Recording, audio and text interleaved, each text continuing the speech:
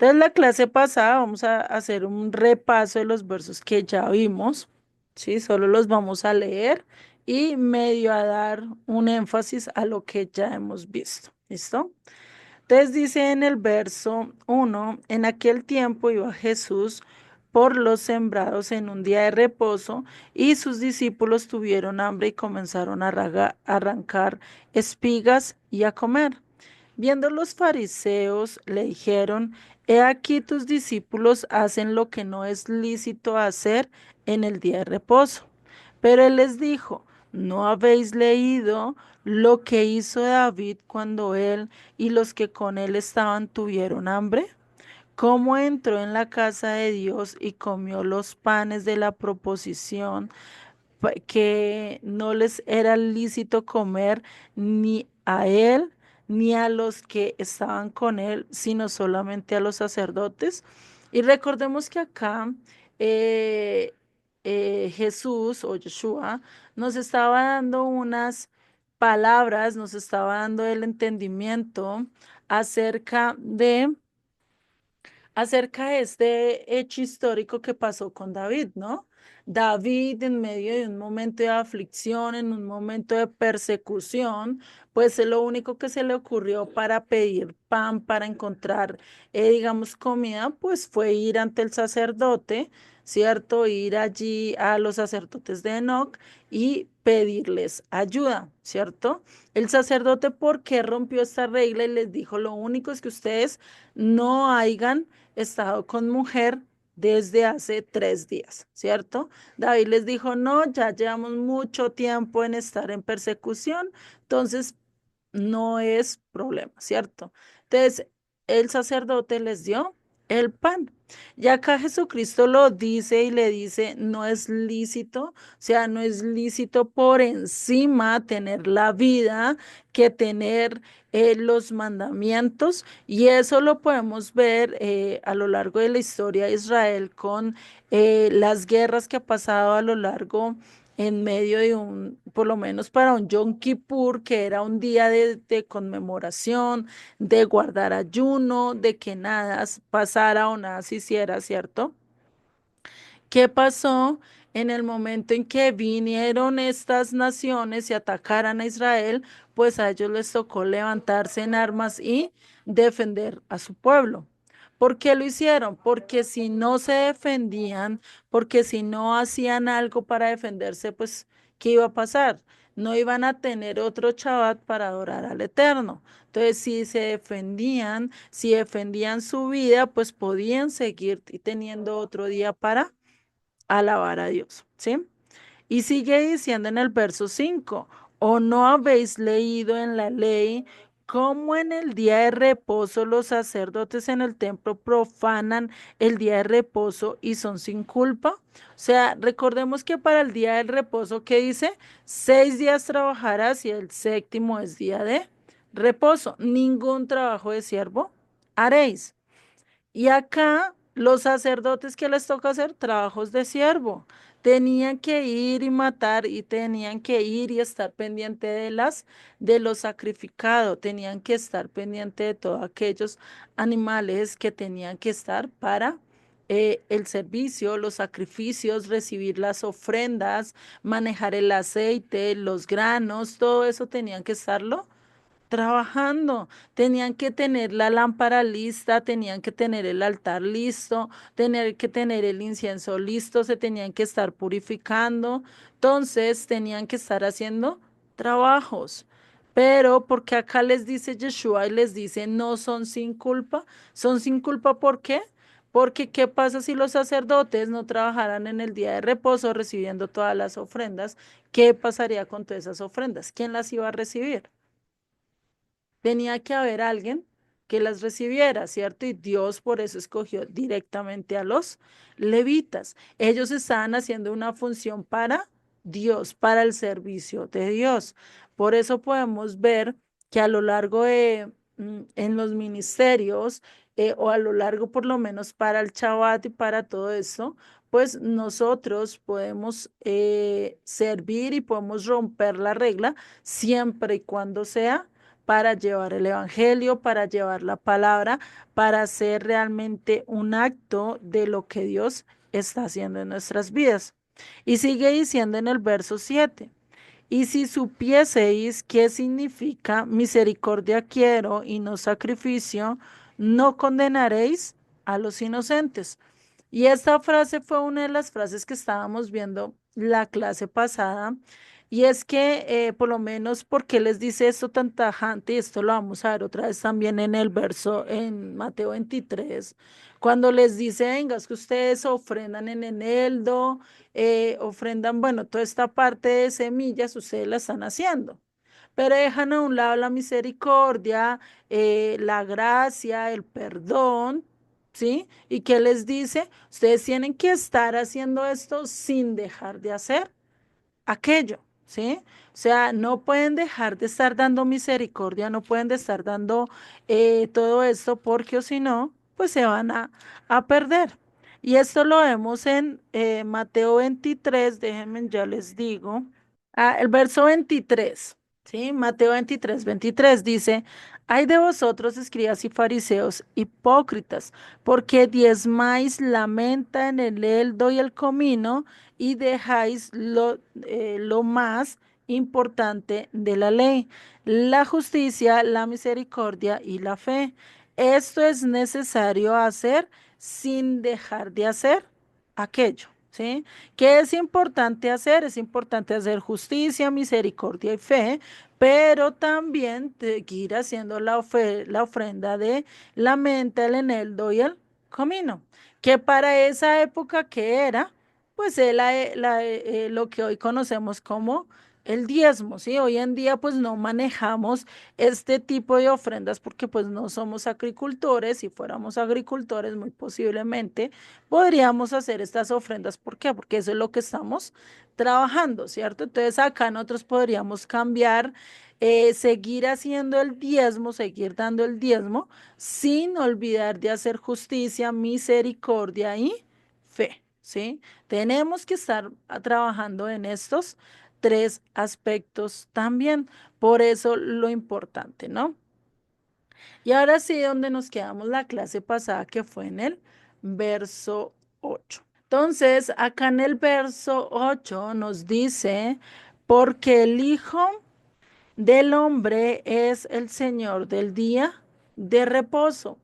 Y esta es una frase donde sacan a decir, no, pues como Yeshua es el del día del reposo, pues él puede hacer el reposo cuando él quiera, cuando esto, pues no, ¿cierto? Esta frase debemos de darle el mejor sentido, ¿sí? Porque acá él está diciendo que él es el que nos va a mostrar, el que nos va a revelar lo que está permitido y lo que no está permitido en el día de reposo. Él es el Señor, Él es el que tiene la autoridad.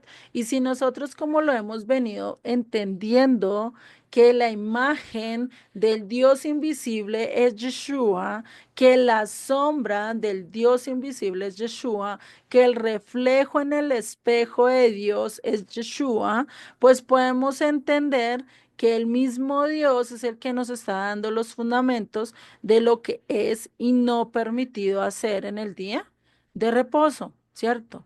Y esto lo podemos ver a nosotros estudiar la Torá. ¿Quién es el que dice, no puedes cocinar, no puedes encender fuego, no puedes ir a lugares muy lejanos, tienes que estar dispuesto a aprender, dispuesto a estar delante del Eterno? ¿Quién es el que nos dice todo esto? ¿Quién nos da todas estas instrucciones? Pues es Dios, ¿cierto? Dios es el que nos está enseñando esto. No sé si hasta acá vamos bien o quedó claro o hay que abarcar un poquito más este verso. Bueno, a mí me quedó claro. Entonces vamos a seguir con el verso 9. Y dice, pasando de allí, vino a la sinagoga de ellos. Y he aquí, había allí uno que tenía seca una mano y preguntaron a Jesús para poder acusarle, ¿es lícito sanar en el día de reposo otra vez en la Torá está escrito, no puedes sanar en día de reposo. No, no hay una ley acerca de la sanidad. No hay una ley acerca de curar, no hay una ley acerca de vendar, no hay nada, ninguna ley que estipule que tú no lo puedes hacer, ¿sí? Incluso Yeshua les pone en varias discusiones que tienen con él acerca de esto, porque todos los milagros, la mayoría de milagros que él hizo fue que en día de reposo, ¿sí? La mayoría de las acciones que él hacía las hacía en día de reposo, como poniendo por antemano, por encima, la vida antes que los mandamientos, ¿sí? Y vemos que en esta época, pues se interpretaba que la enfermedad de una persona, si esa enfermedad no era mortal, la persona podía esperar hasta que se iniciara el trabajo de, por lo menos lo que hoy en día conocemos como el hospital, ¿sí? Hasta que se empezara y pudiera dar eso. O sea, si te dolía una muela, y tú, eso no, digamos, no te llevaba a la muerte, pues tú te podías aguantar y tener que ir cuando ya abrieran y estuvieran dispuestos para trabajar. No podían hacerlo en día de reposo, ¿sí? Imagínase.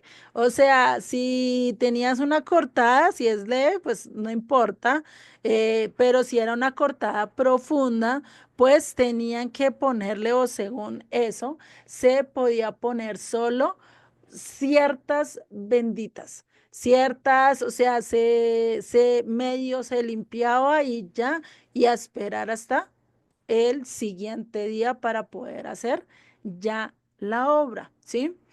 Y esto es lo que hay con respecto al día de reposo. Si ustedes leen todo el tratado acerca del Shabbat, ¿sí? En la ley oral hay un tratado del Shabbat, todo lo que se puede y lo que no se puede hacer acerca de esto.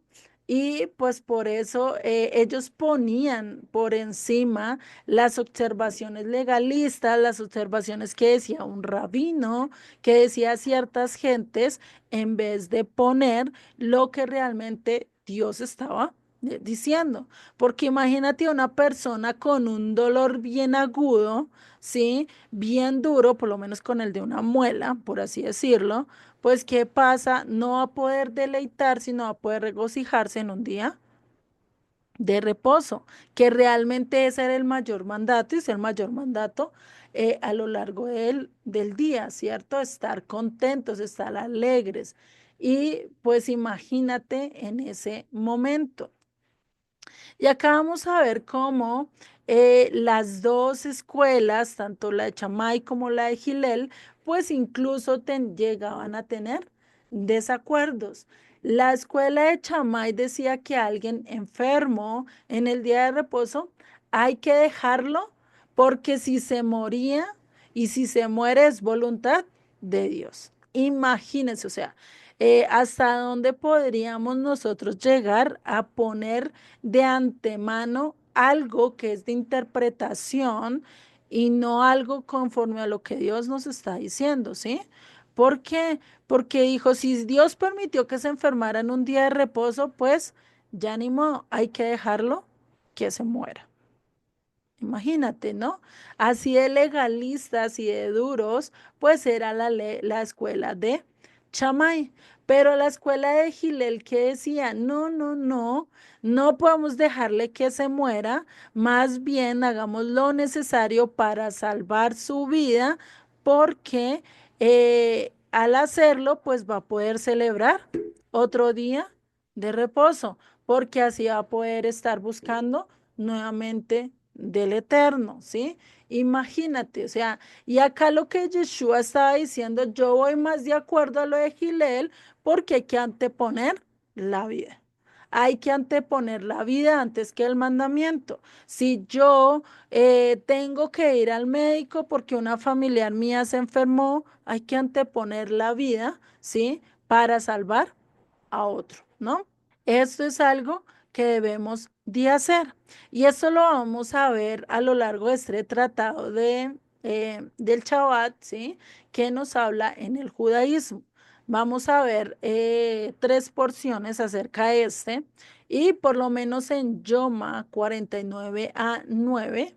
Sí, eso ya ahorita les muestro la página donde ustedes lo pueden buscar con ese número y lo van a encontrar. Dice, más bien, la pregunta de Rabbi Yehoshua ben Levi fue, ¿está permitido moler y beber berros en Shabbat? La Gemara pregunta cuáles son las circunstancias.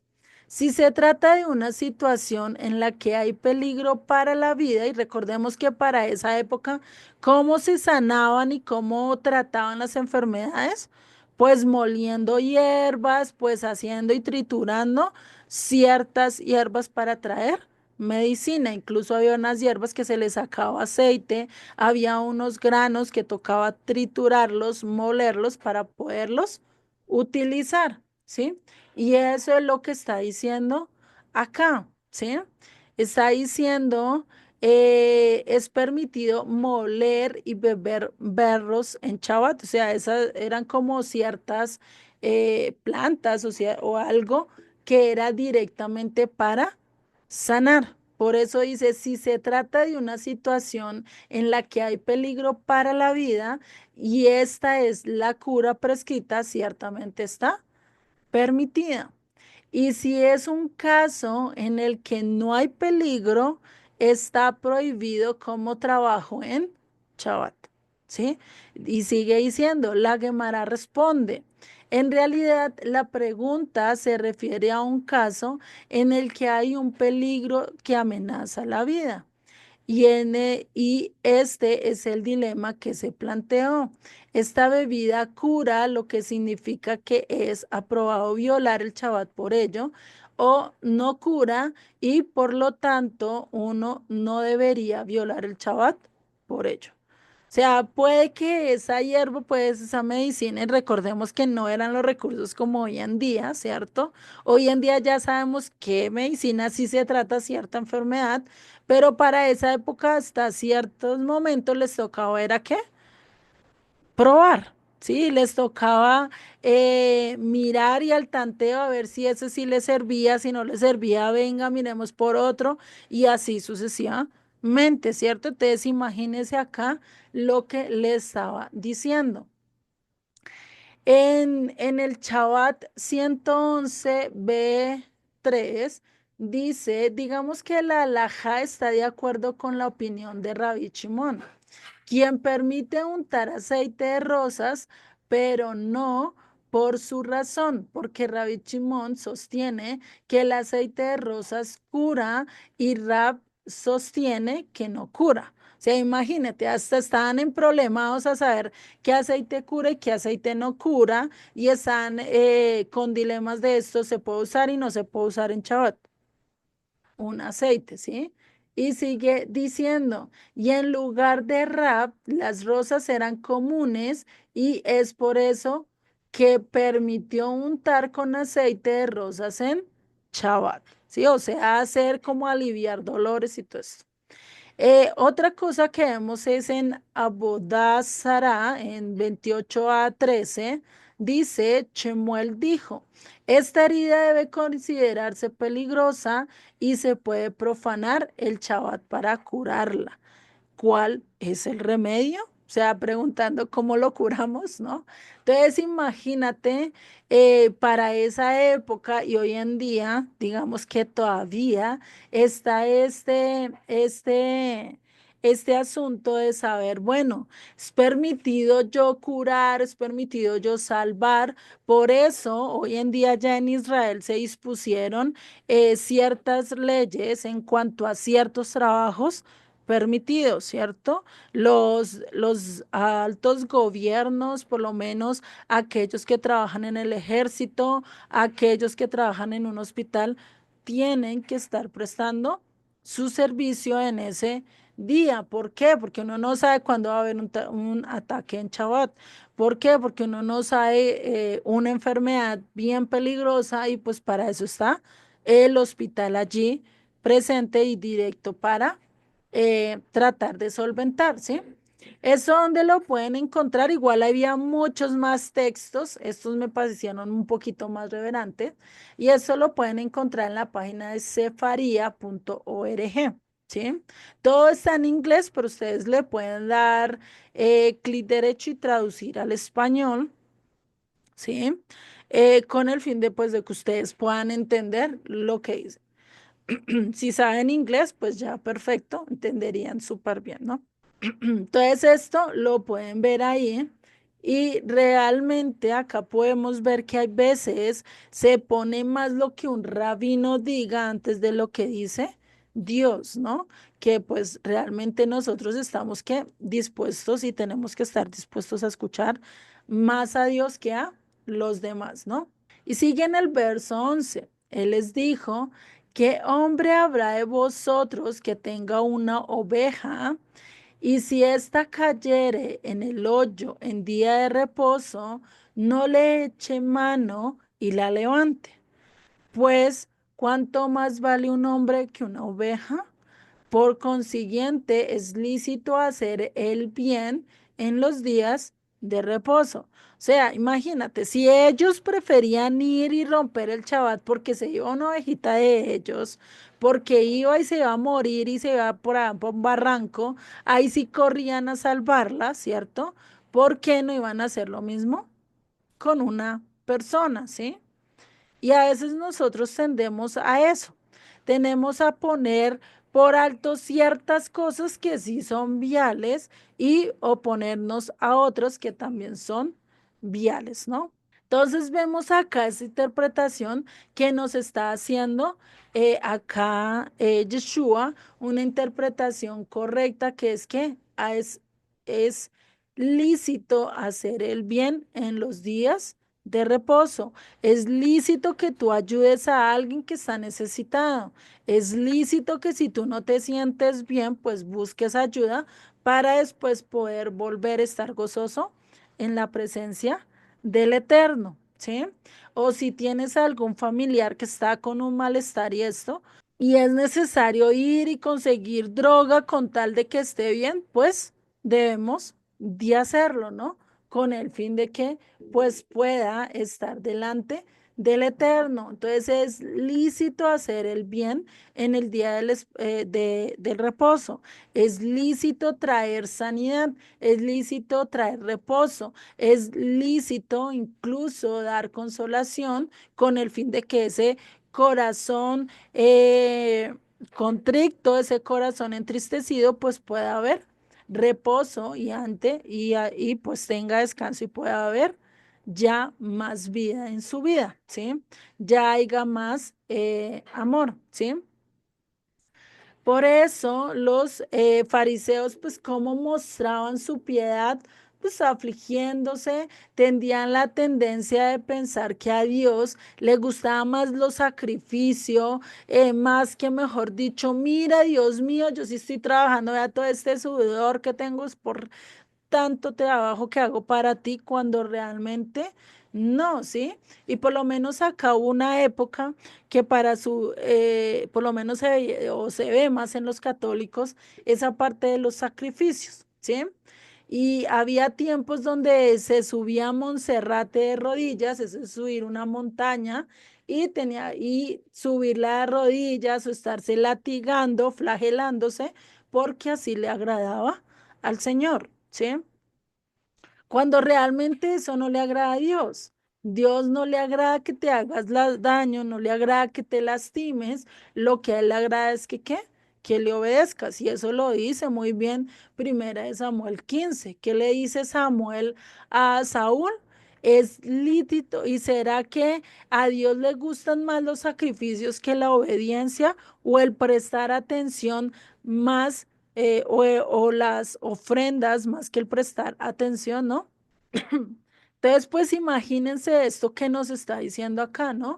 ¿Qué le agrada más al Señor? Al Señor será que le agrada estar más atento a lo que dice la gente, a lo que la gente piensa que yo tengo que hacer por sacrificio, o realmente tengo que agradar a Dios de acuerdo a su palabra, ¿sí? Y ahí es donde nosotros tenemos que estar mirando, porque hay muchas falsas doctrinas, muchas falsas religiones que empiezan diciendo, venga, si tú te flagelas, si tú te humillas, si tú haces esto, esto, con tal de que muestres tu sacrificio, muestres que lo estás dejando todo por el eterno, pues Dios te va a poner cuidado, te va a poner atención.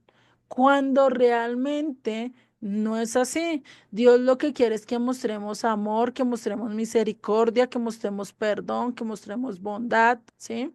Que mostremos todas esas características que Él nos mostró, ¿sí? Y Él, en vez nosotros de estar juzgando, en vez de estar condenando a los demás, en vez de estar haciendo eso, lo que Él busca es que quitemos todo eso y empecemos a seguir a Dios y mostrar su misericordia, ¿sí? Ellos lo que querían tomar era que una actitud de lógica, de razonamiento, diciendo, no, yo me aferro más a la tradición, más a lo que el mundo me está diciendo, en vez de a lo que Dios me está diciendo, incluso en mi conciencia, ¿sí? Porque ustedes, ¿será que ustedes se sienten tranquilos viendo a un hombre ahí muriéndose y ustedes deleitándose en la presencia de Dios? No. Yo por lo menos no voy a tener tranquilidad viendo a alguien enfermo, viendo a alguien así, pues no vamos a tener paz, ¿cierto? ¿Y qué dice? ¿Y qué hizo Yeshua después de esto? Dicen en el verso 13, extendió, entonces dijo a aquel hombre, extiende tu mano. Y él la extendió y le fue restaurada sana como la otra.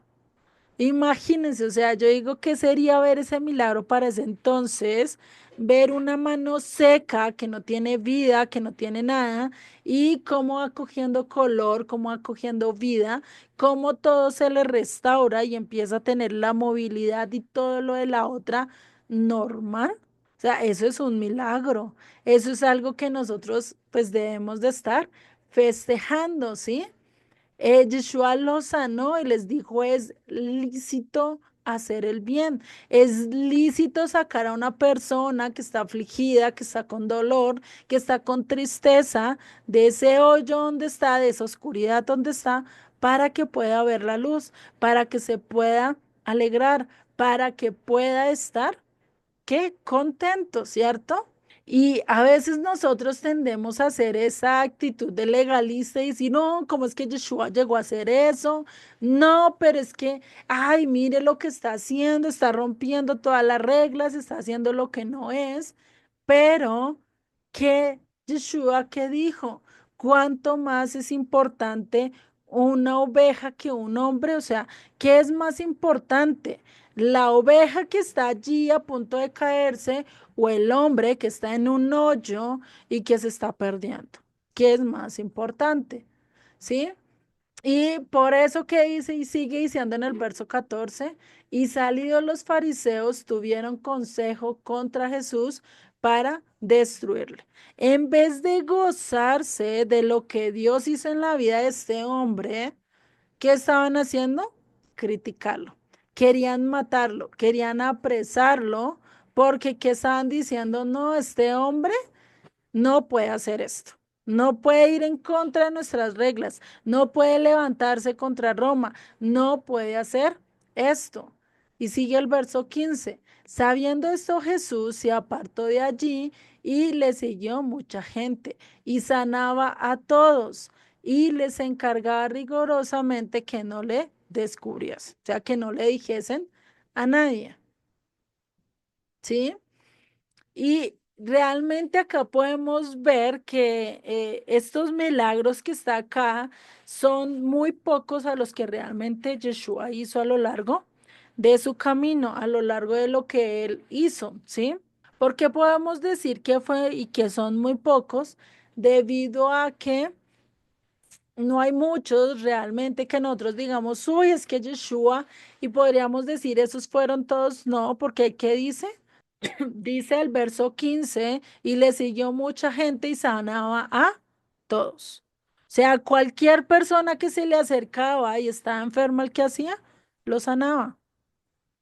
Imagínense, eso es lo que él quiere venir a hacer con el nuevo reinado, con su reino en total, sanar a todos los enfermos, curar a los afligidos, eh, mejor dicho, vendar y hacer todo lo necesario para que estemos bien en este día de reposo y podamos alabarlo, podamos exaltarlo, podamos vivir bien como Él realmente quiere con nosotros, ¿no?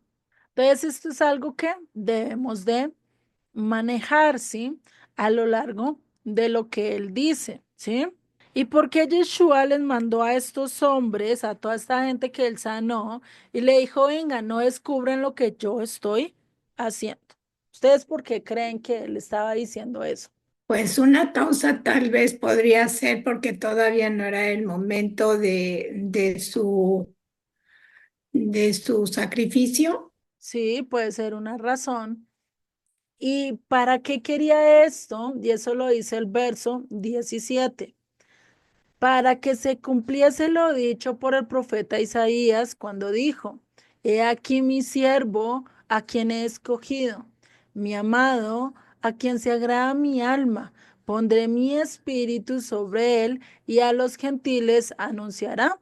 O sea, ¿por qué dijo no lo descubran? No lo digo porque tenía que cumplir esto, y es que si a él lo proclamaban el rey, si a él lo proclamaban el Mesías, y si la gente hubiera conocido y hubiera entendido todo esto, pues ¿qué hubiera pasado? No hubiera podido ir a los gentiles, no hubiera podido ir a esas 10 tribus en medio de la dispersión a hablarles. ¿Por qué? Porque ya hubieran y lo hubieran puesto por rey, ya hubiera sido más difícil el llegar a los gentiles, demostrarles su identidad y llevarlos a reunirse con las otras dos tribus, ¿sí? Entonces ahí es donde él dice, no, todavía no, porque me es necesario morir para poder dejarlos entrar. ¿Sí? Si lo proclamaban rey, si él no moría, si él no resucitaba, pues, ¿qué pasaría con nosotros? No tendríamos entrada. ¿Por qué? Porque todavía estaría la sentencia de nosotros de que somos muertos por el pecado y delitos que hemos cometido, ¿sí? Pero gracias a que Él se entregó voluntariamente, gracias a que Él dio su vida allí en la cruz, entregó todo por nosotros, pues es que ahora nosotros podemos entrar en pacto. ¿Por qué? Porque Él tomó nuestro lugar. Él se llevó todos nuestros pecados. No se llevó la ley, no clavó la ley en la cruz. Lo que clavó fue ¿qué? Nuestros delitos, nuestros pecados, esa factura roja que tenemos para pagar, Él la pagó, ¿sí? Y ahora nosotros, ¿qué somos? Ahora nosotros podemos ir ante el Padre, ahora nosotros podemos aprender de Él, ¿sí? Por eso, esta profecía que se anuncia en Isaías 42, del 1 al 4, por si lo quieren ver, es donde se proclama que el Mesías tenía que morir y tenía que ir a la casa de los gentiles, tenía que ir a las 10 tribus a buscar esas ovejas de la casa de Israel. Y como lo vimos, es el llamado que nosotros como discípulos tenemos, de ir a las ovejas perdidas de la casa de Israel, ¿no? Eso lo vimos, incluso a mí, yo cuando estudié, yo dije, Dios mío, o sea, tú lo estás diciendo desde antes, desde el verso 10, y nosotros no habíamos captado eso, ¿sí? Pero él ya nos estaba mostrando qué era lo que teníamos que hacer, ¿sí? Por eso la mayoría están en donde, en medio de las naciones, y eso, pues él tenía que ir y traerlas, tenía que ir y conquistar a estas ovejas perdidas, y lo va a hacer de la siguiente manera, ¿sí? Verso 19. No contenderá ni voceará, ni nadie oirá en las calles su voz, ¿sí? Y acá, ¿qué tiene que ver esto? Y esto es lo que está citando es a Isaías. Ya ahorita vamos a ver los versos de Isaías. Dice, si tú tienes una actitud, si toca proclamarles a los gentiles, y el Mesías que dice no va a contender, no contenderá ni gritará, ni nadie oirá en las calles su voz. O sea, no va a ir pregonando por las calles, oiga, mire, acá está el Mesías. Por eso él dijo, no lo griten, no lo digan, no lo difundan a nadie, porque tenía que cumplirse esto, ¿sí? Nadie va a estar escuchando a gritos, no va a ser a regaños, no va a ser peleando, no va a ser humillando a los demás, como muchas veces se ha entendido a lo largo de la doctrina cristiana, ¿no? Hay muchos pastores que humillan a los demás, hay muchos que piensan que con darle galatazos, que con darle bibliazos a alguien va a entender, o por estarle gritando y gritando, pues va a entender, o por estarle peleando y peleando va a entender cuando realmente no es así. Por eso Yeshua tenía que venir, ¿qué? Con amor, con calidez, así como diciendo por debajo de la mesa, quiero mostrar que yo soy el Rey de Reyes y Señor de Señores, ¿sí? Y ese es el verdadero mensaje que Yeshua tenía que ser de manera no pública, de manera que no se gritara a los cuatro vientos, sino que fuera como ese silbido apacible, tan claro, tan convincente, que tú lo escuchas y tú sabes que es el viento, ¿cierto? Lo mismo cuando tú escuchas la palabra, tú la escuchas y dices, este es Dios que me está hablando. Entonces es algo que nosotros que tenemos que hacer. Eso, ¿sí? Hoy en día ya podemos gritarlo, hoy en día ya podemos decir, mira, Él es el Mesías, mira, esperémoslo, mire, busquémoslo, y a veces hasta nos regañamos a nosotros mismos, ¿cierto? Pero cuando él dijo y cuando él vino, dijo, no es necesario que ustedes estén gritando, no es necesario que ustedes estén pregonando, no es necesario que lo griten a los cuatro vientos, porque es necesario que se cumpla, ¿qué? Las palabras de Dios. Es necesario que él tendría que ir ante los gentiles, ¿a qué? A buscarlo, ¿cierto? Ya que, ¿qué? ¿Por qué se va a ir a los gentiles? Porque lo rechazaron su pueblo. Su pueblo no lo escuchó, su pueblo, ¿qué hizo? Lo rechazó, ¿sí? ¿Para qué? Para que los gentiles pues pudieran entrar otra vez al reino de los cielos. Y sigue diciendo en el verso 20. La caña cascada no quebrará y el pábilo que humea no apagará hasta que saque a victoria el juicio. Ya acabamos a entender se puede decir dos dichos importantes acá, ¿sí? Cuando habla de la caña cascada, ¿sí? Que dice no quebrará, es esa pequeña porción de un árbol donde tú te puedes sujetar cuando estás en un precipicio antes de caerte, ¿sí? No sé si ustedes lo han visto en películas, que cuando hay alguien a punto de caerse se coge como de una ramita tan chiquita, pero no se cae. Y esa ramita chiquita lo está deteniendo debido a que está profunda, ¿sí? Pero ¿qué pasa si alguien coge y la quiebra, la parte? Pues ¿qué pasa? Se pierde por completo esta vida. Entonces dice, la caña cascada no quebrará, es decir, no la va a quebrar porque lo que va a hacer es dar auxilio a aquello que lo esté necesitando, ¿sí? Y pues se requiere realmente estas cañas que sostienen o que vemos a veces que se sostienen ciertas personas de ahí, pues es que son duras, son inquebrantables debido a su raíz tan profunda que tienen, ¿cierto? Cuando habla del pábilo que humea y no se apaga o que no se apagará, es cuando, no sé si ustedes, cuando acá en Colombia se veía mucho cuando yo era chiquita los apagones, ¿sí? Y pues se tenían a las velitas y uno andaba con las velitas y uno veía que ya se iba a apagar la velita y no, no, no, no, venga, y tápele por todo lado con tal de que, ¿qué? De que no se apagara. Incluso hasta dejábamos de respirar y alejábamos la velita suavecitamente para que, ¿qué? Para que no se apagara y tuviera luz en ese momento, ¿cierto?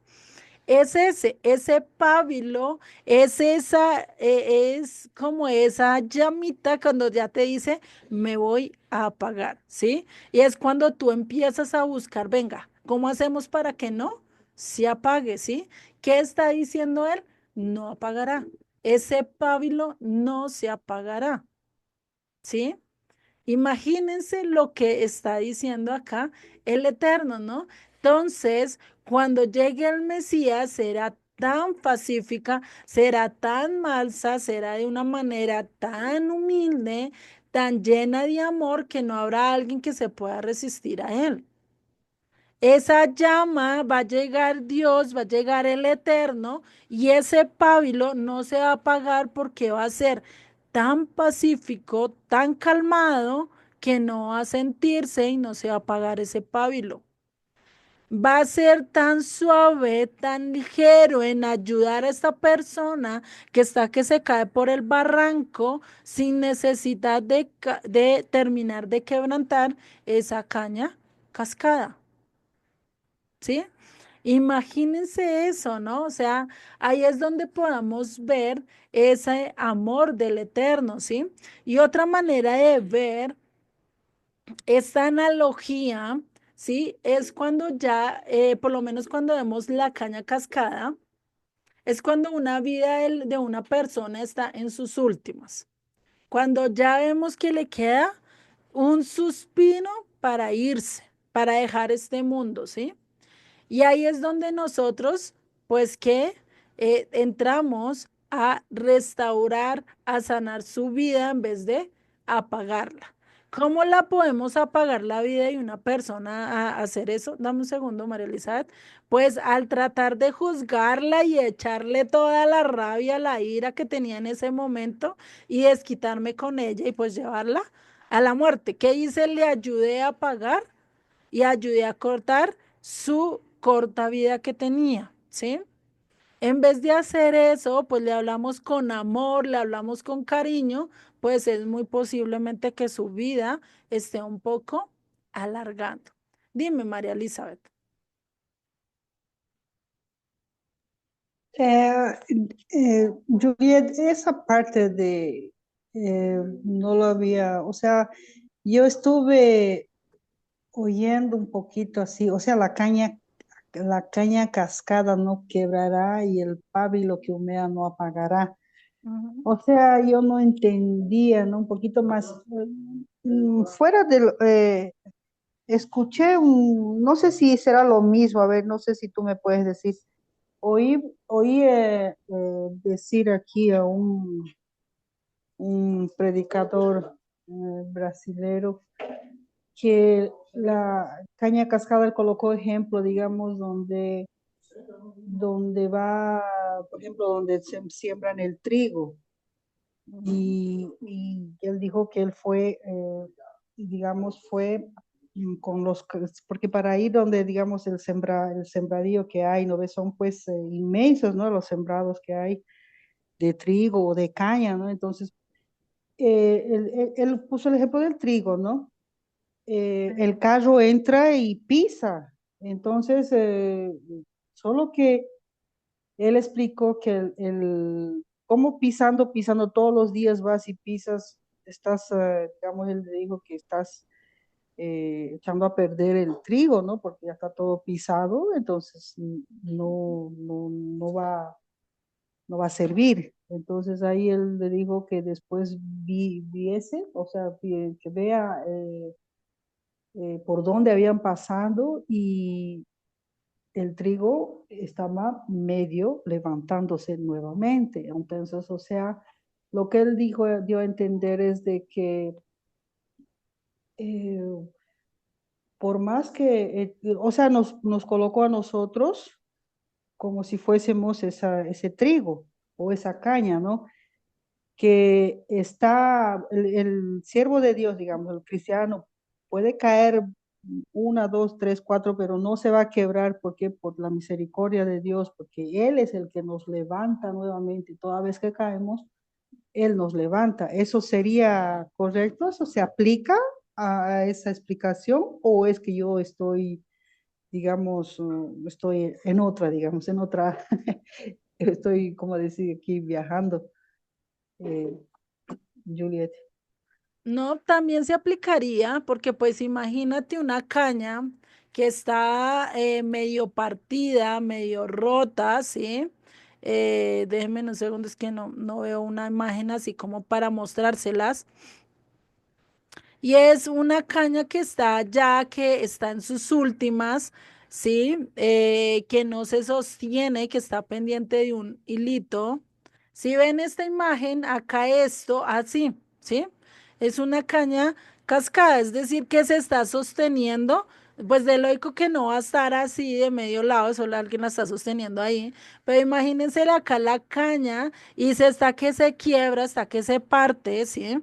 Y eso es cuando estamos en nuestras vidas, ¿sí? No sé si ustedes se han dado cuenta, hay veces que nosotros estamos en momentos duros, heridos, que decimos ya está mi vida que se parte, ya siento que como que pendo de un solo hilito, que algo me sostiene y todavía estoy acá es por ese hilito, sí, invisible, sí. Y eso es cuando hay gente por lo menos que se siente muy acabada, muy deteriorada o que le pasó algo en su vida que realmente fue muy marcado, ¿sí? Por lo menos eso lo dice a lo largo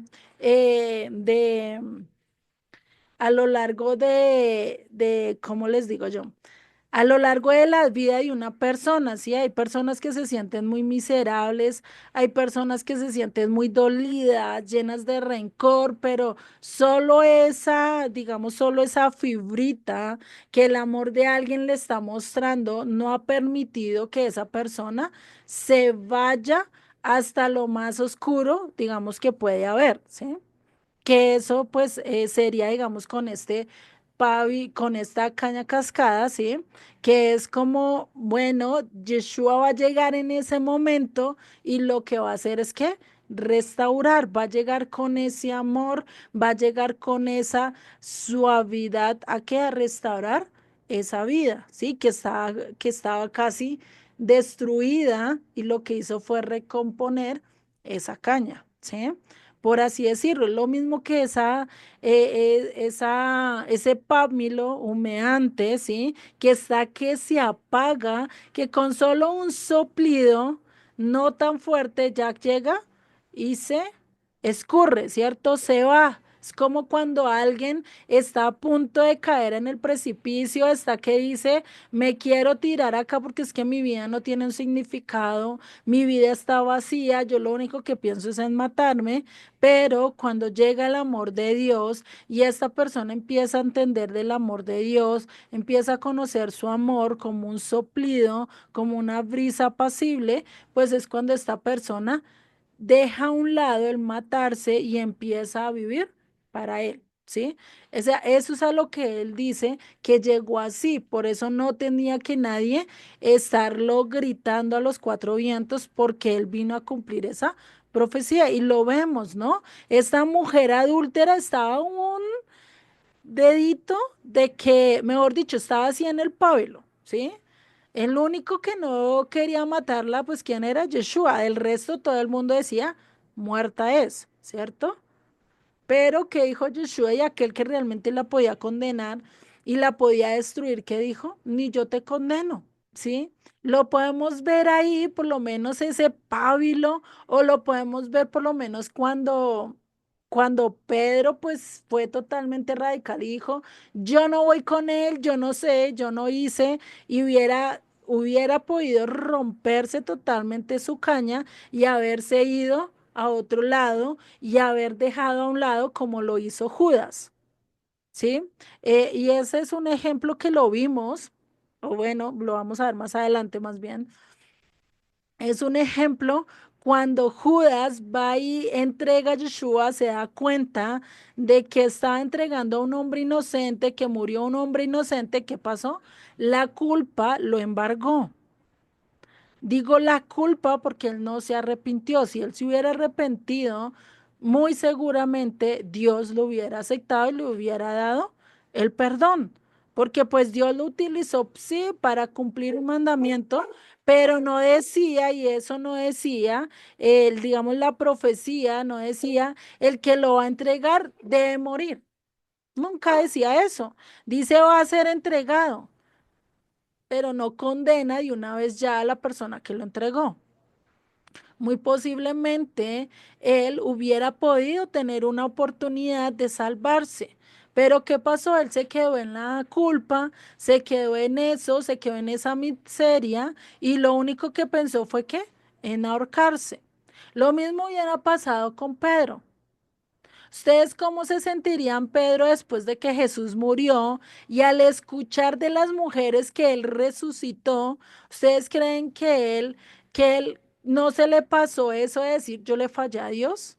Yo hice lo contrario, yo venga, yo por qué no hice esto, porque yo no fui fiel, porque yo no esto, y hubiera en vez de permanecer en ese tris de caña, en ese hilito que le sostenía, que lo dejaba firme todavía de subsistencia, ¿sí? No hubiera podido decir, no, mejor voy y me mato, mejor voy y ya no quiero más. No, que había en él, todavía había esa esperanza. Por eso cuando pasa lo de la pesca milagrosa, que Juan le dice, mira, ese es nuestro maestro, este es el Señor, ¿qué hace? No lo piensa dos veces, se viste y ¡pum! Pa'l agua y para donde su maestro, ¿cierto? ¿Por qué? Porque encontró su esperanza, ¿sí? No sé si ahora sí queda un poquito más claro sí, esta explicación o esta analogía más bien acerca de este tema. É, sí, Juliet, un poco sí, no totalmente, ¿no? Mas yo pienso que eso es algo más profundo, ¿no? Yo pienso que debe abarcar muchas cosas más ese, y yo me quedé curiosa de eso de ahí. Exactamente, sí. Sí, y ahí es donde vemos esa parte, sí. Igual podemos poner muchos más ejemplos, por lo menos Sansón, él en medio allá de su miseria, sin ojos, sin nada, pues su única esperanza fue que hablarle a Dios y decirle, mira, yo quiero cumplir el propósito, dame la última fuerza, pero yo me muero con todos estos filisteos. O sea, ahí vemos esa caña cascada que todavía no está rota. ¿Por qué? Porque se está sosteniendo de la esperanza en el Mesías, no como otros que realmente pues terminaron partiendo toda la caña, ¿sí? Y pues no dejando ni siquiera digamos, un parte de restauración, un parte de esto. Y eso lo podemos ver por lo menos con el pueblo de Israel, ¿sí? Muchos de nosotros diríamos, no, pero es que Israel, ¿cómo va a volver? Un pueblo nunca ha vuelto, no va a poder ser restaurada, no va a poder ser esto, pero Israel es así, es una caña cascada. Tiene todavía ese hilito de esperanza, de salvación, todavía ese remanente que permanece en Dios es que ha hecho que todo el pueblo no sea destruido. Por eso, y eso lo dice a lo largo de todas las profecías, ¿sí? Porque Dios dijo, voy a dejar siempre un remanente que me busque, que esté bajo mi presencia, ¿para qué? Para no destruir todo el pueblo de Dios, ¿no? Entonces, imagínate. Y eso, pues, si nosotros lo ponemos a examinar y a examinar más, pues mucho vamos a poner a sacar muchas más cosas acerca de esto. Por eso es que a veces por nuestro afán, por la pasión incluso a veces de convencer a la gente, y eso nos pasaba mucho cuando empezamos en el cristianismo, cuando empezamos incluso parte de estas raíces hebreas, pues empezamos a ir como a decirle a la gente, mira, ya entendí esto está mal, venga, no haga eso, mire, tal, tal, tal. Y empezamos haciendo lo malo. ¿Por qué? Porque llegábamos bruscamente, porque llegábamos no suave, no con amor, sino queríamos ir y arrasar todo lo malo y llevarnos todo lo malo, ¿cierto?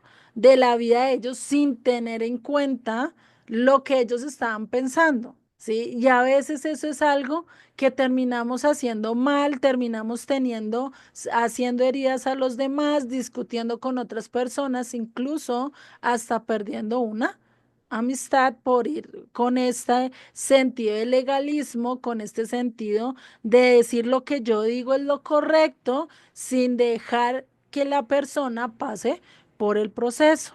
Por eso nosotros en vez de estar eso, él cómo enseñaba con amor. Él no le enseñaba a la gente, mire ustedes porque están idolatrando y de partida de idólatras, vea lo que ustedes están haciendo. No, ¿cierto? Él lo que enseñaba era con amor, no confrontaba y sí podía llegar a confrontarlos a varios, pero digamos que con sus palabras ellos decían, venga, pero acá no está diciendo mi nombre, venga, pero acá no se está diciendo directamente solo a mí, está hablando un texto general, por lo menos las parábolas son algo muy generales, pero también son muy enfocadas en cada vida y en cada persona, ¿cierto? Entonces, lo que nosotros quiere y lo que el Señor quiere es que nosotros seamos compasivos, que nosotros seamos misericordios, que nosotros podamos hablar así como lo hizo Yeshua. Empezar a hablar con las palabras del Padre, con amor, con misericordia, con perdón, ¿sí? ¿Para qué? Para poder convencer. Porque si nosotros utilizamos lo que Dios nos dice, lo que Dios nos enseña, pues vamos a convencer a los demás y no vamos a ir terminando de acabar ese pábilo que está a punto de marchitarse, de apagarse, o no vamos a terminar de romper esa caña que está a punto de quebrarse a su totalidad, sino que va a ser todo lo contrario, vamos a poder restaurarla, ¿cierto? Y eso es algo a lo que el Eterno pues nos ha llamado, ¿sí?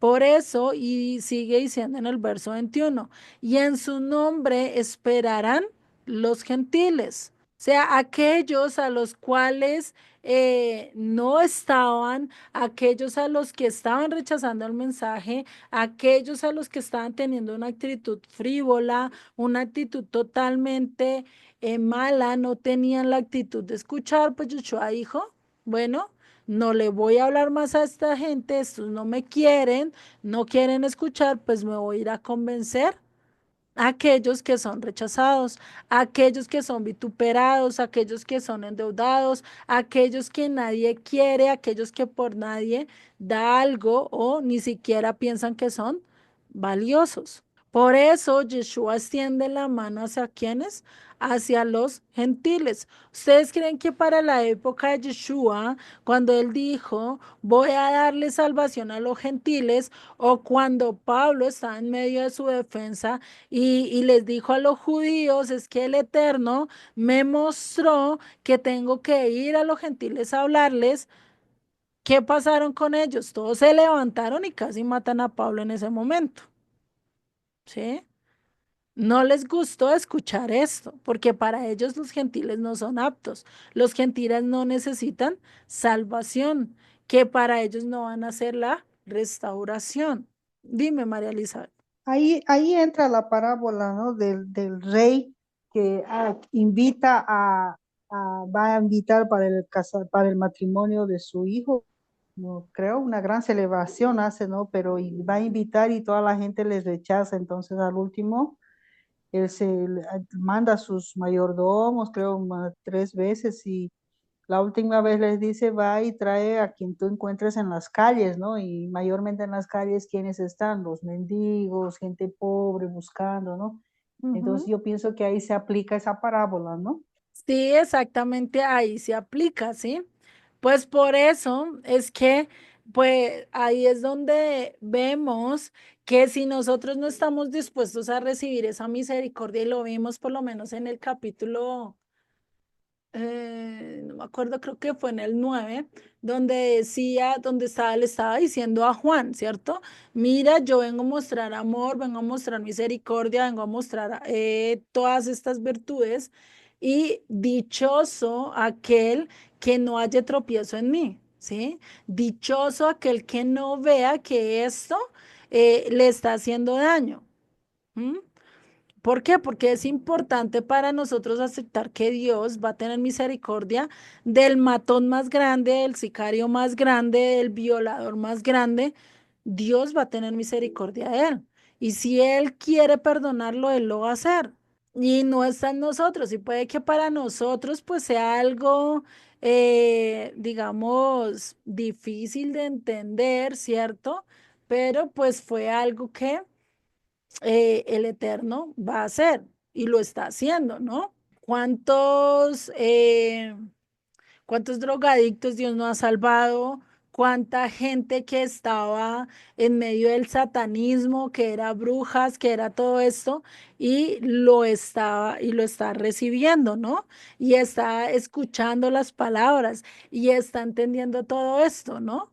Y están aceptando a Yeshua y están siendo salvos, ¿no? Cuando nosotros, por lo menos hubo una época que todo satanizaban, todo decían, uy, no, yo con ese no me arrimo, porque es que mire dónde está y no, no, no, mejor lejos, mejor apartado, ¿cierto?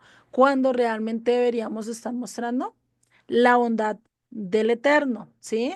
Porque ellos también necesitan la salvación, necesitan escuchar que hay alguien que los quiere salvar y que los quiere libertar, ¿no? Seguimos en el verso 22 y dice, entonces fue traído a él un endemoniado, ciego y mudo, y le sanó, de tal manera que el ciego y mudo veía y hablaba, y toda la gente estaba atónita y decía, ¿será este aquel hijo de David?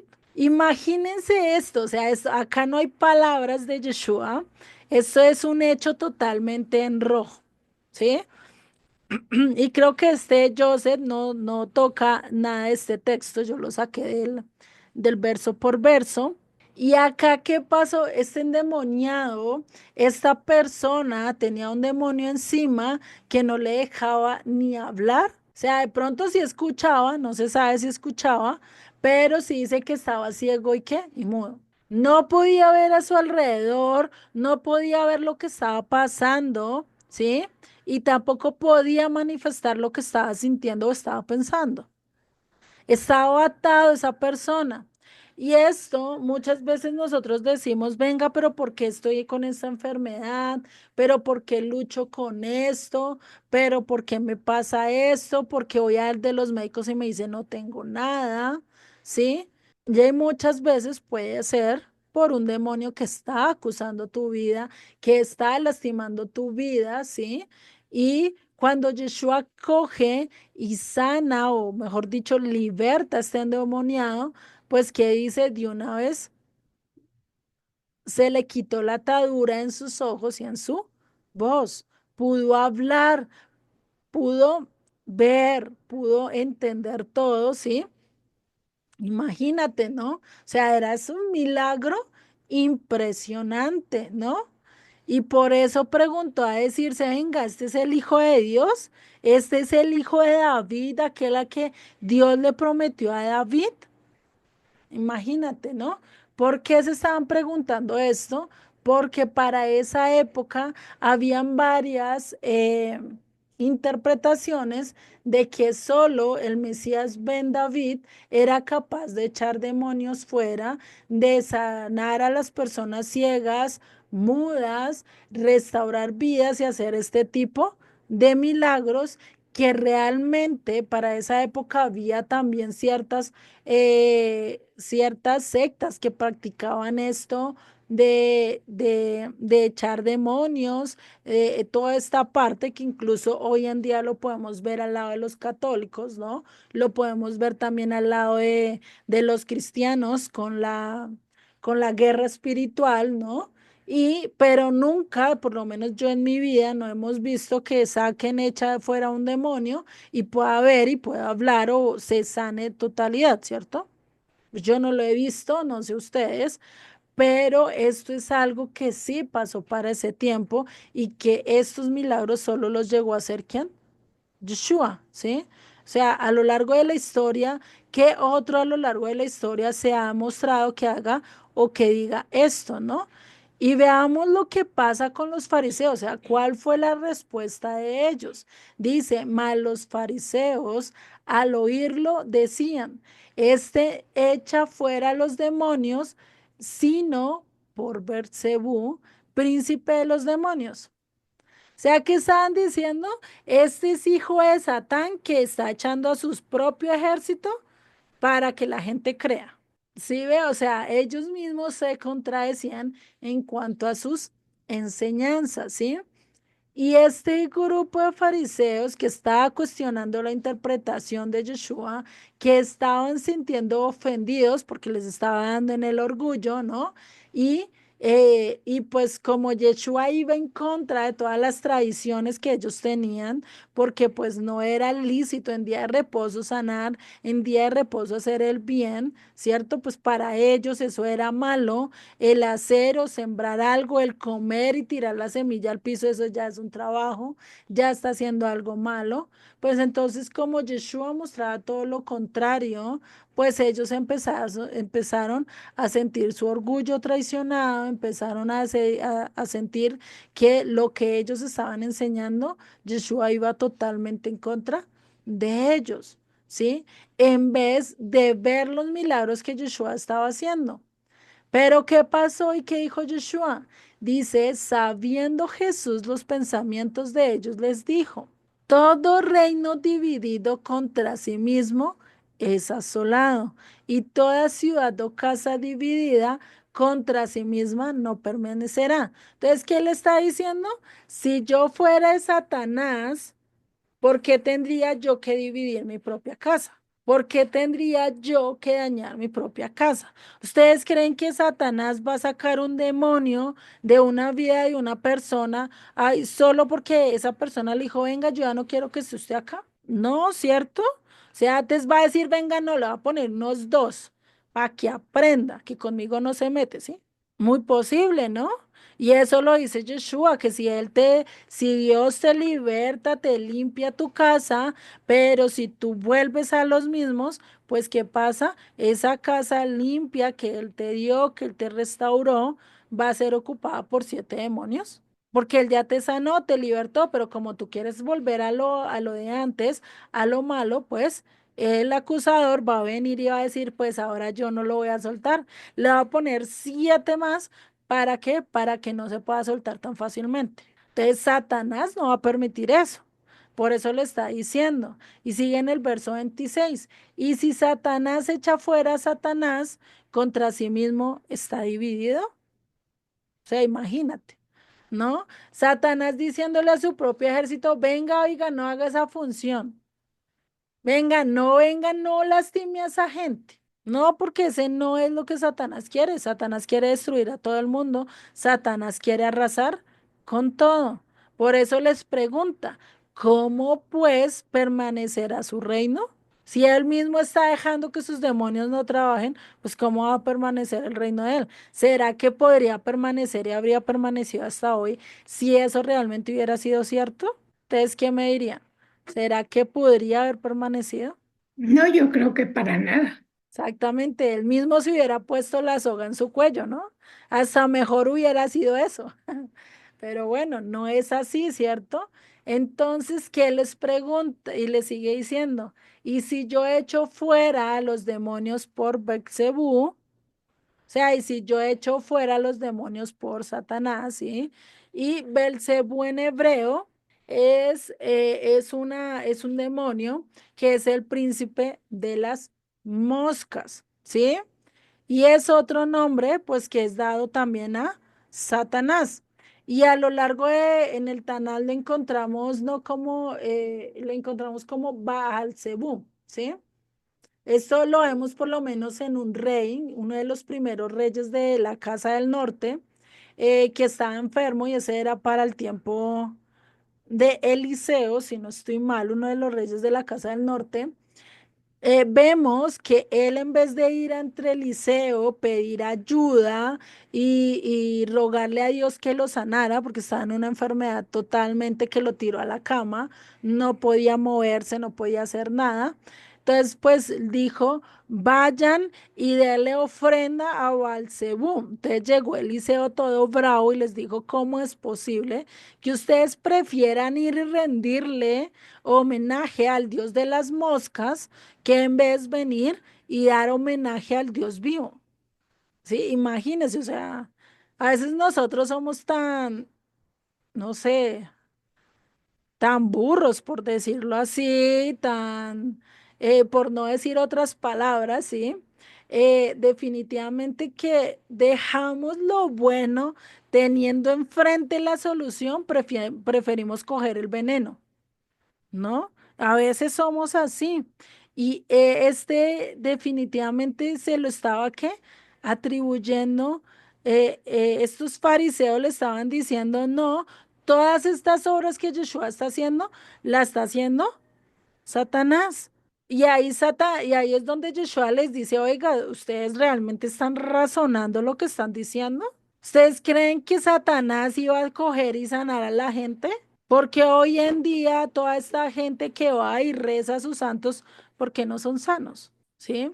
Imagínate, ¿no? Al grado de legalismo que a veces nosotros podemos llegar de ir incluso en contra de la misma lógica. Y eso pasa hoy en día. Hoy en día muchos se van en contra de la lógica. Incluso estaba escuchando a un hombre esta mañana que estaba hablando acerca, esta mañana no, sí, cuando me estaba arreglando, estaba escuchando a un hombre que es científico y dice que para llegar a creer en Dios no se necesita fe. Se puede llegar a través de la ciencia a creer que existe Dios.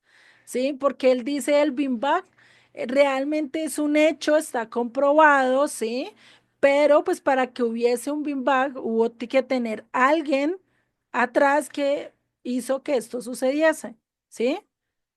Y ya hoy en día que se sabe que el universo, así como tiene un principio, va a tener un fin, pues eso implica que hay algo más grande que el universo que sí es eterno. ¿Y qué pasa con la mayoría? Bueno, con la mayoría de los ateos prefieren decir no. Nosotros no, el universo es entero, el universo es eterno, ¿sí? Pero no aceptan la función de Dios. Aceptan que el universo es eterno, que el universo se puede subsistir por sí mismo, ¿sí? Pero al decir que el universo tiene un principio y tiene un fin, que es necesario de que alguien esté más por encima, ¿cierto? ¿Qué dicen ellos? Dicen no, o sea, no es Dios, no puede ser Dios, y eso incluso uno de los ateos, él lo nombró, yo, no, yo para nombres soy muy malas, y cogió y dijo que realmente estas personas que van en contra de esto es porque realmente quieren estar en un universo sin Dios. ¿Por qué? Porque ellos quieren ser la atención de todo. Un ateo que conoce todo esto, que conoce todas las pruebas a nivel científico, y sabe que existe Dios y que en su razonamiento, sabe que existe Dios, que dice, no, yo lo niego contundentemente, me voy a ir contra mi razón porque yo no quiero que en este universo esté Dios. No quiero que en este mundo, que en mi vida esté Dios. Eso es ir en contra del razonamiento, es ir en contra de lo que realmente pensamos, y eso es lo que está pasando acá. ¿Qué decían los fariseos? No, pues este lo está haciendo Satanás. O sea, eso es contrailógico, porque Satanás, ¿cómo va a dar vida? ¿Cómo va a restaurar personas? ¿Cómo va a hacer esto cuando él lo hace de manera efímera? ¿Sí? O sea, él te puede mostrar que tienes mucha plata, pero por debajo te está quitando otras cosas. O sea, él no te va a dar la plata al gratis. Y eso pues lo podemos ver con mucha gente de éxito, por lo menos aquellos que suben al cargo, al poder, sí, que tienen altos cargos y son honestos y son todo esto, pues llega el momento en que ellos tienen que decidir si siguen siendo honestos o se vuelven igual que los otros corruptos. Porque o le toca quedarse callado y no decir nada, porque si no su vida está en peligro, o se vuelve amigo de ellos y hace conforme ellos quieren con tal de no tener problemas. Y eso hoy en día lo podemos ver, ¿no? Entonces, estos religiosos, estos fariseos, estos escribas, estos saduceos, ¿sí?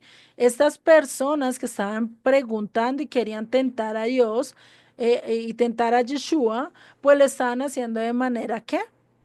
Irracional, ¿sí?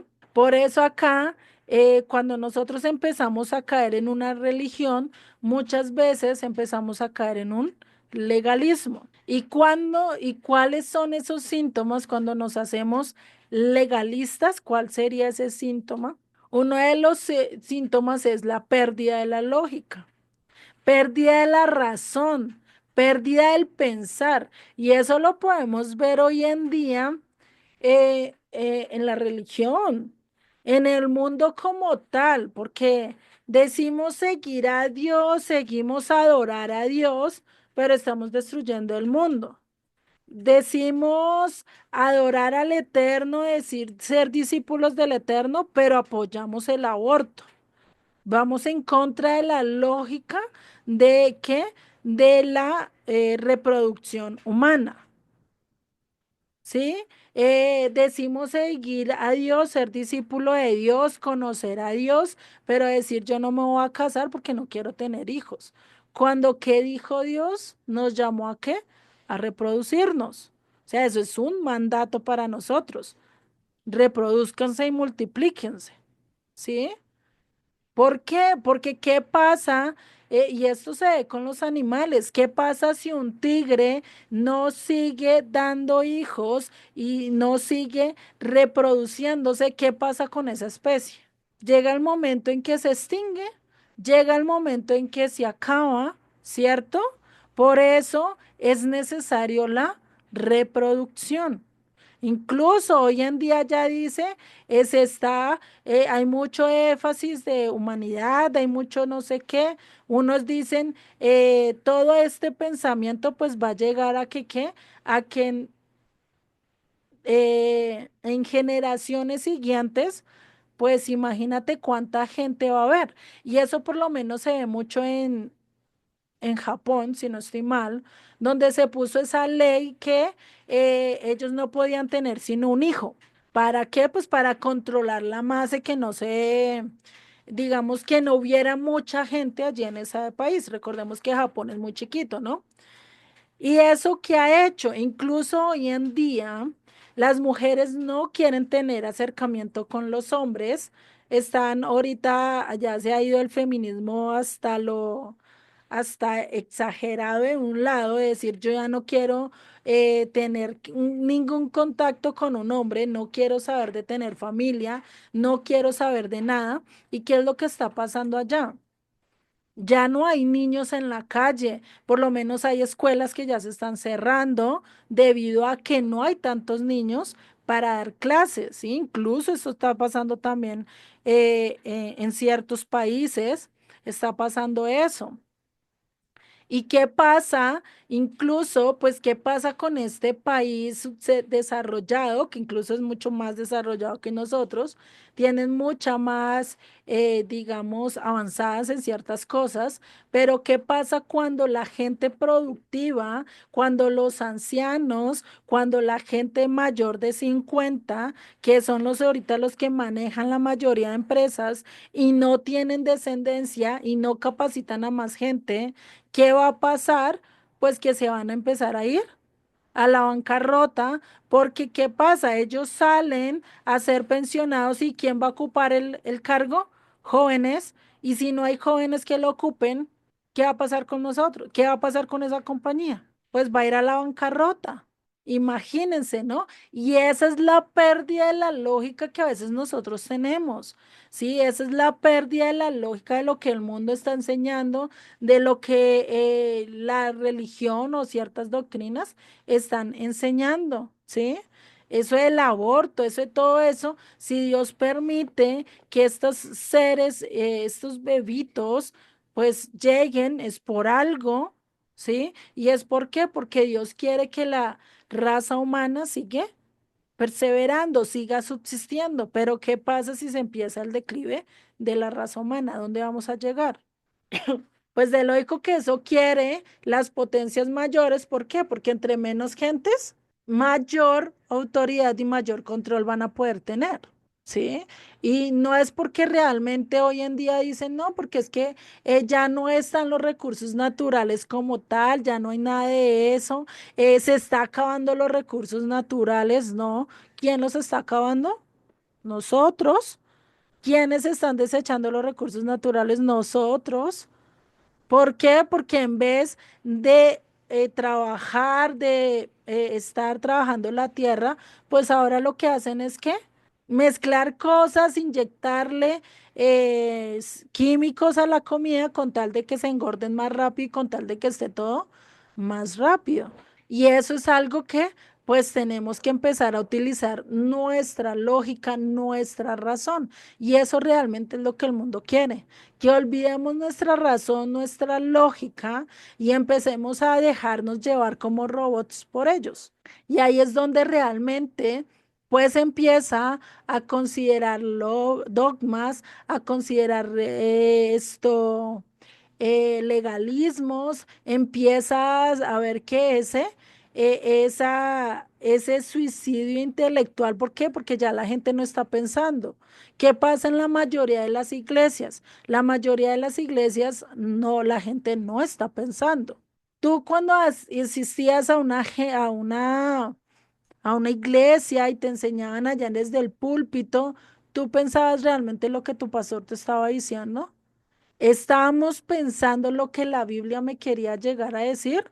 No, parecíamos robot. Voy, escucho lo que el pastor me dijo, bueno, salgo y sigo con mi vida.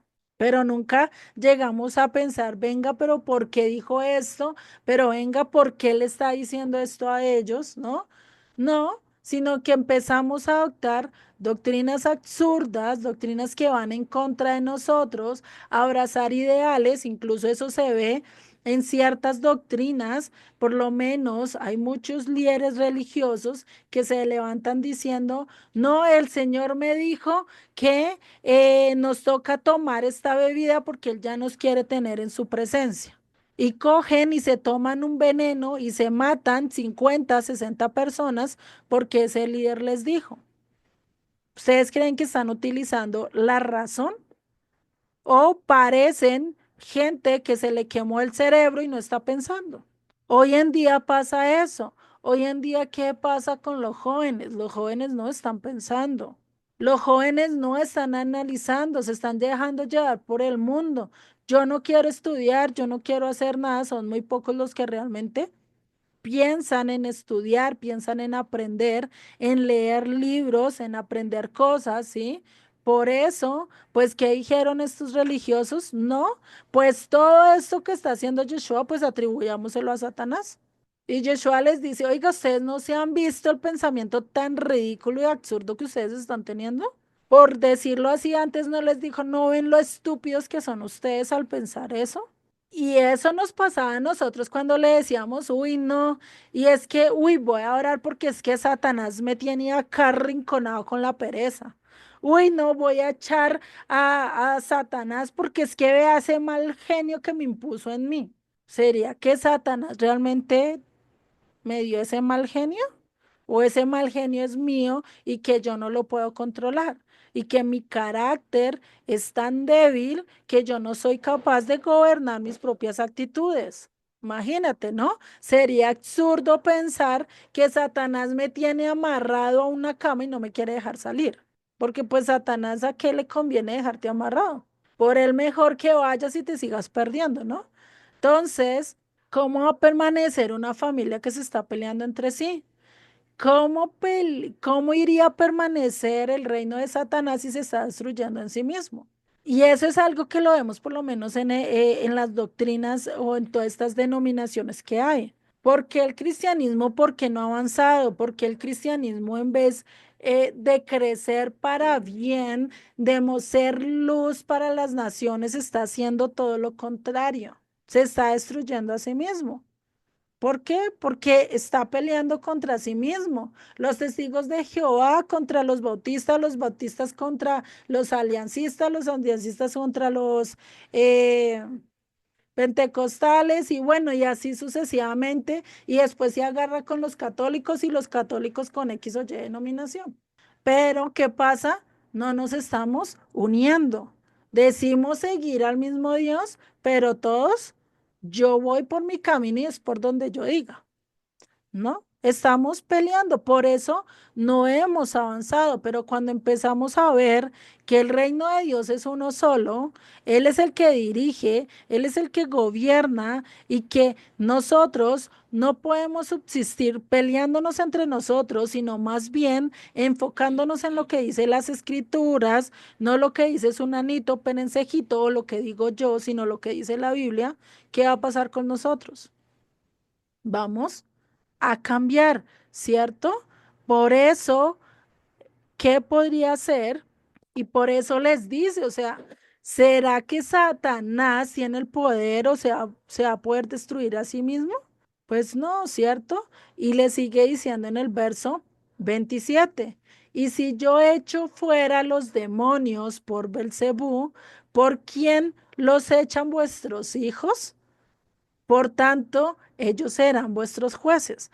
O sea, imagínense lo que les está diciendo, porque recordemos que para esa época, pues también había gente que servía como exorcista, ¿sí? También habían fariseos que se especializaban o se iban enfocados en esa parte de liberar demonios, de liberar cautivos, ¿sí? Por eso les pregunta, entonces, ¿por quién echan vuestros hijos demonios? O sea, vuestros discípulos, ¿por quién están echando ustedes fuera los demonios? Y esto pues sí que era duro, ¿no? Entonces, ahí sí como dice, si yo estoy echando a Satanás, y si Satanás está echando fuera sus propios demonios, entonces vuestros hijos, ¿qué están haciendo? ¿No están haciendo lo mismo? Imagínate, ¿no? Y en el manuscrito, acá cuando dice hijos, realmente en el manuscrito griego habla de que estos hijos hace una referencia también a quienes, a los discípulos, ¿sí? Por eso dice hijos, por eso cuando nosotros en el cristianismo hablábamos de discípulos, hablábamos es que mis hijos espirituales, ¿no? Haciendo una referencia a quienes, a los discípulos que tengo a cargo, ¿no? Y en esa época pues era común la expulsión de los demonios, esa práctica. Entonces Yeshua les repregunta de una manera, o sea, Yeshua sabía cómo dejarlos contra la pared, ¿no? Entonces, ¿qué le dirían a Yeshua o qué le contestarían a ellos que los fariseos que podrían haberle podido contestar a Yeshua en ese momento? Difícil, ¿no? Yo digo, uy, pues acá definitivamente dejó contra la espada y la pared, ¿no? Por eso incluso vemos en el libro de los Hechos, vemos cómo a Pablo le dicen, mire, uy, hay una gente allí que está libertando, le dice, bueno, déjelo, no pasa nada, ¿cierto? Pero ¿qué pasa con este que empezó a exorcistar y el demonio le habló y le dice, bueno, a Jesús lo conozco y sé quién es Pablo, pero ¿y ustedes quiénes son? Imagínense, y dice que estos demonios que hicieron, que los golpearon y que incluso los mandaron desnudos, imagínate. Hasta los demonios hicieron la labor de Dios por castigarlos por estar haciendo lo que no debían estar haciendo.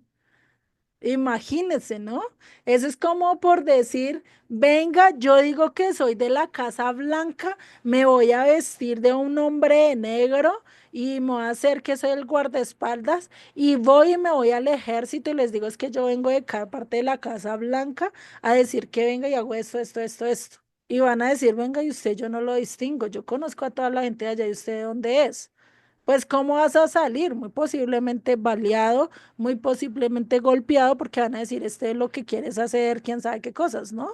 Entonces, imagínate esa práctica, esa que hacían en esa época, pues es lo que le dice Yeshua, venga, ¿cómo es que ustedes entonces están echando demonios? Si no viene de Dios, entonces ¿de quién es? Y por eso les dice, ellos ahora van a ser sus jueces. O sea que, mejor dicho, que ahora ellos tendrían que dar a conciencia de decirle a sus discípulos, venga, o sea, entonces ¿a qué se estaban dedicando? Porque lo que ellos estaban diciendo era ilógico. Estaban diciendo, no, Satanás con los poderes de Satanás se echa a ellos mismos. Era absurdo, es ridículo. Y entonces los discípulos, si ellos pensaban eso que estaban haciendo los discípulos, trabajando para Satanás, pues era algo ridículo, ¿cierto? Pero pues vemos que sin embargo para esa época pues eso era lo que ellos pensaban. Y si vemos este mismo texto con el manuscrito de Chantop, ¿sí? Que dice, y si yo expulso a los Chedim por Baal, es decir, a los demonios, por Baal Zebú, los hijos de ustedes, ¿por qué no los expulsan? Por tanto, ellos serán los jueces de ustedes. Y acá ya nos habla de los hijos de ustedes, ¿no? O sea, de los discípulos porque sus hijos no pueden hacerlo, o sea, ellos no van a poder hacerlo si es de Satanás, ¿sí? Entonces, ¿qué dice? Ellos serán sus jueces, ellos le van a demostrar a ustedes que yo tengo la autoridad y que no están logrando hacer las cosas que yo estoy logrando, porque realmente será que estos discípulos de estos fariseos podían sanar y libertar así como lo estaba haciendo Yeshua, que incluso él no tenía ni que hablar y ya los demonios decían, venga, venga, venga, no, no, no, no, no, venga, no te presentes enfrente de mí, venga, no me digas nada, no, no nos eches fuera, dinos y nosotros nos vamos a estos cerdos y listo, allá nos vamos. Yeshua les había dicho algo. Ellos mismos dijeron, no, no, no, no, todavía no es hora de atormentarnos, ven, déjanos ir a estos cerdos, ¿no? ¿Será que eso pasaba con los discípulos de ellos? No, ¿cierto? Por eso esta traducción nos está dando evidencias de que esta gente podían hacer estas liberaciones, pero no podían sanar esta clase de endemoniados, así como Yeshua lo estaba haciendo de manera tan sobrenatural, ¿no? Y sigue en el verso 28. Pero si yo por el Espíritu de Dios echo fuera a los demonios, ciertamente ha llegado a vosotros el reino de los cielos. ¿A qué les está diciendo? Mire, pilas, porque yo hago esto por Dios y entonces ya se acercó el reino de los cielos. Y la única manera de echar realmente al enemigo es a través de qué? A través del Espíritu de Dios. Y solo Dios puede echar a los enemigos, ¿no? Porque vemos incluso un ángel en la carta de Judas, vemos que un ángel, pues, qué es lo que dice? Que ni siquiera él echó fuera al demonio, sino dijo, el Señor te reprenda. O sea, él no se puso al tú a tú con el demonio, sino le dijo, no, que el Señor te reprenda, yo no me voy a poner a pelear con usted. Sí, imagínate, ¿no? Y por eso, pues le dice que yo no me estoy atribuyendo a esto, sí, sino que realmente, pues el reino de los cielos ha llegado y ustedes lo que están haciendo es ¿qué? Rechazándolo. Ustedes están yendo en contra de él, ¿sí? Y eso es algo que se estaba dando. Dame un segundo, mira una cosa, dame un segundo. Ya, qué pena con ustedes. Y sigue en el verso 29, que es el último que vamos a ver por hoy. Dice, porque ¿cómo puede alguno entrar en la casa del hombre fuerte y saquear sus bienes si primero no le ata, entonces podrá saquear su casa? O sea, imagínate, es entrar en una casa, imagínate, pongámosle hoy en día que un ladrón quiera entrar en una casa de un general. ¿Será que va a poderlo hacerlo así libremente, estando el general en la casa? No, por eso primero que tiene que hacer, coger y tomar desprevenido al capitán, amarrarlo, atarlo y ahí sí puede robar lo que quiera, ¿cierto? No va a poder hacer nada más. Y pues este pasaje, a pesar de que ha sido de infinidad de interpretaciones, sin embargo, nosotros lo podemos ajustar con la vida de Faraón, ¿sí? ¿Qué pasó con la vida de Faraón? Recordemos por qué Dios le endureció su corazón, porque él desde un principio lo había endurecido. Y si vemos si no estoy mal, son las primeros 5 o 4 plagas, donde dice que Faraón endureció su corazón y no dejó salir al pueblo. Pero llega un momento en que ya no dice que Faraón endureció su corazón, sino que ¿quién endureció el corazón? Dios. Dios lo afirmó y ya no le dio la posibilidad de arrepentimiento. Entonces ahí es donde podemos ver que Dios nos da oportunidades de corregir nuestro camino. Dios nos da oportunidades para no seguir haciendo lo malo, pero si nosotros perseveramos en ese camino malo, pues ¿qué Él va a hacer? Va a hacer que todo se forje para ese camino malo, para que sigamos tomando esas malas decisiones, ¿no? Y eso es algo que se estaba dando en ese momento, ¿sí? Por eso el faraón para ese momento pues representa ¿qué? Al hombre de este mundo, aquel hombre fuerte, orgulloso, poderoso, que tiene el poder, que tiene autoridad, pero que no se deja doblegar ante el Eterno, ¿sí? Entonces, acá Yeshua lo que les está diciendo es, ¿cómo puedo yo librarles si ustedes no hacen algo al respecto? Si ustedes no se humillan, si ustedes no hacen lo que Dios está haciendo, ¿sí? Por eso en el judaísmo se dice que Satanás también es que el Yeser Atzar, el Yetzer Hará, la inclinación al mal. Es ese viejo hombre dentro de nosotros que también nos lleva a hacer lo malo. Pero nosotros sabemos que no solo es Satanás, sino también es nosotros mismos, a veces que queremos hacer lo malo. No podemos atribuirle todo a Satanás, porque Dios lo deja entrar hasta cierto aspecto, ¿cierto? No todo, ¿sí? Y por eso hay lo que nos dice, ¿será que Yetzer Hará, será que este hombre viejo, será que esa inclinación al mar que no queremos soltar, esa perversidad que no queremos soltar, pues será que él la va a poder sacar de la casa? Va a ser difícil, ¿cierto? Por eso en Proverbios 22:15 que nos dice, la necedad está ligada en el corazón del muchacho, mas la vara de la corrección se alejará de él. Entonces, ¿qué quiere decir? El hombre que no quiere ir al reino de los cielos, que no quiere despojarse, que no quiere realmente quitar esa maldad de su vida, pues ¿qué va a pasar? ¿Será que va a entrar al reino de los cielos? Lastimosamente no. Por eso Santiago 1:17 que nos dice, toda buena dádiva y todo don perfecto desciende ¿de dónde?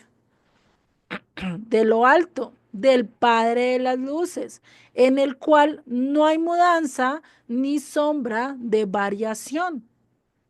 Dios no varía, Dios siempre ha dado el último, ha puesto que el ultimátum. Dicen, tú tienes que cambiar, tú tienes que rechazar esa inclinación al mal, tienes que trabajar para no que no seguirla haciendo, ¿cierto? Entonces, ¿qué les dice? Ustedes quieren seguir atados, ustedes quieren seguir en la terquedad de su corazón y ustedes no están dispuestos a detener o a paralizar esa intención al mal que ustedes tienen en sus corazones. Prefieren estar oprimidos por ese hombre fuerte, por esa opresión que tienen en sus vidas, en vez de deshacerse de ellas y seguir al Eterno. Entonces ahí es donde les pregunta, ¿cómo puede alguno de ustedes estar dispuestos, sí? Y en vez de dejar su orgullo y en vez de dejar esto, no seguirme a mí, ¿sí? No reconocer que estoy haciendo lo correcto. ¿Ah? Porque lo opuesto al hombre fuerte, al hombre orgulloso, que es lo que dice Mateo 5:3. Dichoso, bienaventurado el que es pobre de espíritu, el que acepta que no es nada, el que acepta que ante Dios no somos nada, que nosotros por nuestra cuenta no podemos hacer nada, que yo no pongo oxígeno en mis pulmones porque yo quiero, que yo no respiro por mi propia cuenta, que yo no miro por mi propia cuenta, que yo no hablo por mi propia cuenta, sino que todo lo hace Dios. Entonces ahí es donde tenemos una frase que debemos de considerar.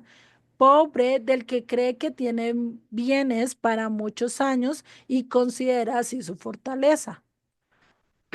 Y eso lo podemos ver por lo menos con una parábola que hablaba Yeshua, que decía de que había un hombre que tenía un granero y lo estaba llenando y lo estaba llenando y dijo, uy, ahora tengo para disfrutar mi vejez, sin saber que ya le quedaba poco tiempo.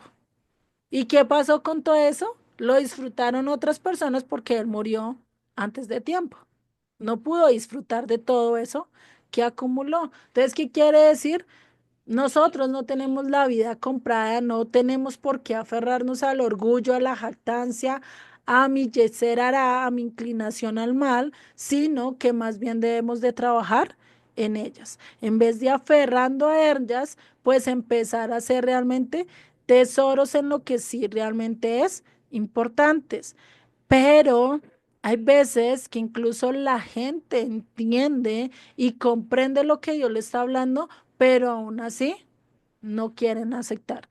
Aún así prefieren seguir haciendo las cosas y esto lo podemos ver. Muchos pastores han entendido esto, muchos líderes religiosos han entendido eso, pero con tal de no perder la fama, no perder el reconocimiento, no perder el bienestar, no perder la amistad, las comodidades que tienes, pues, ¿qué dice? No, no, no, no, no. Estos son tesoros míos, yo no los voy a perder por nada.